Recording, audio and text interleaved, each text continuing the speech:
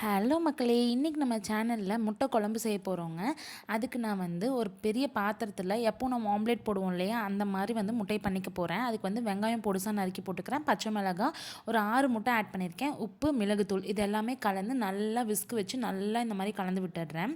கலந்து விட்டுட்டு இப்போ ஒரு பாத்திரத்தில் கொஞ்சமாக அடியில் ஆயில் அப்ளை பண்ணிவிட்டு, இப்போ நான் அந்த முட்டையோட கலவையை அதில் ஊற்றிடுறேன். ஊற்றிட்டு இந்த மாதிரி ஒரு இட்லி பானையில் நான் வேக வச்சு எடுத்துக்க போகிறேங்க. தண்ணி அடியில் வச்சு கொஞ்சம் மேலே தட்டு மாதிரி ஏதோ ஒன்று வச்சு இந்த மாதிரி நான் வேக வச்சு எடுத்துக்க போகிறேன். ஒரு 20 மினிட்ஸ் ஆச்சு இந்த மாதிரி வெந்து வரதுக்கு எனக்கு.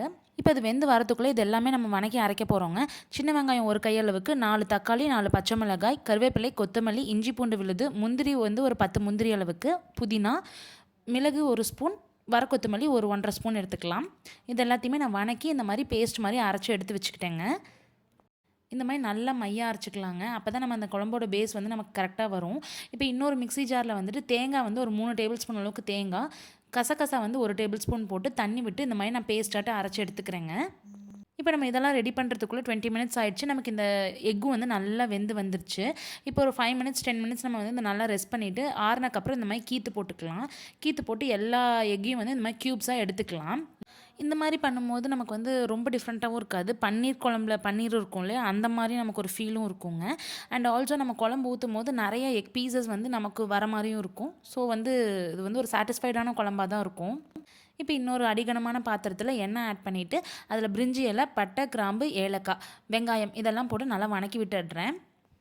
இப்போ நம்ம வெங்காயத்துக்கு தேவையான அளவு மட்டும் உப்பு ஆட் பண்ணிக்கலாம். ஏன்னா முட்டையில் நம்ம ஆல்ரெடி உப்பு ஆட் பண்ணியிருக்கோம். ஸோ பார்த்து ஆட் பண்ணிக்கணும். கருவேப்பிலை, பச்சை மிளகாய் இதெல்லாமே போட்டு நல்லா கலந்து விட்டுட்டு ஒரு பிஞ்ச் அளவுக்கு மஞ்சள் தூள் ஆட் பண்ணி நல்லா கலந்து விட்டுடுறோம். இப்போ நம்ம அரைச்சி எடுத்து வச்ச அந்த விழுதை அதில் போட்டு அந்த பச்சை வாசம் போகிற வரைக்கும் நல்லா கலந்து விட்டுருங்க. ஆல்ரெடி வணக்கி தான் அரைச்சிருக்கோம். ஸோ சீக்கிரமாக நமக்கு பச்சை வாசம் போயிடும். மிளகாய் தூள் 1 ஸ்பூன் போட்டிருக்கோம். போட்டு நல்லா கலந்து விட்டுருங்க. இது நல்லா கொதித்து வரும்போது நம்ம அரைச்சி வச்ச அந்த தேங்காய், கசகசா அதையும் அதில் கலந்துடுறோம். கலந்து நல்லா கலந்து விட்டுருங்க. ஒரு 10 மினிட்ஸ் மூடி வச்சிடலாம். இப்போ 10 மினிட்ஸ்க்கு அப்புறம் கொதிக்க ஆரம்பிக்குது இல்லையா, இப்போ 1 டேபிள் ஸ்பூன் அளவுக்கு தயிர் ஆட் பண்ணிவிட்டு ½ லெமன் அதில் புழிஞ்சு நல்லா கலந்து விட்டுடுறோங்க. இந்த தயிர் அந்த முட்டையோட கவுச்சியை ரிமூவ் பண்ணிடும். அதுக்காக தான் நம்ம ஆட் பண்ணியிருக்கோம். உங்களுக்கு வேண்டானா அது ஆப்ஷன் தான், விட்டுருங்க. இப்போ இந்த எக் பீசஸ் எல்லாத்தையும் அதில் போட்டுட்டு நல்லா ஒரு டைம் குழம்ப கலந்து விட்டுருங்க. இது எல்லாமே வெந்தது தான்.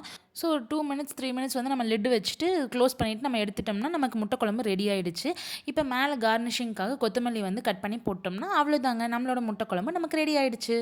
நெக்ஸ்ட் டைம் நீங்களும் இதே போல் முட்டை குழம்பு உங்கள் வீட்டில் ட்ரை பண்ணிவிட்டு எப்படி இருந்துச்சுன்னு எனக்கு கமெண்டில் சொல்லுங்கள்.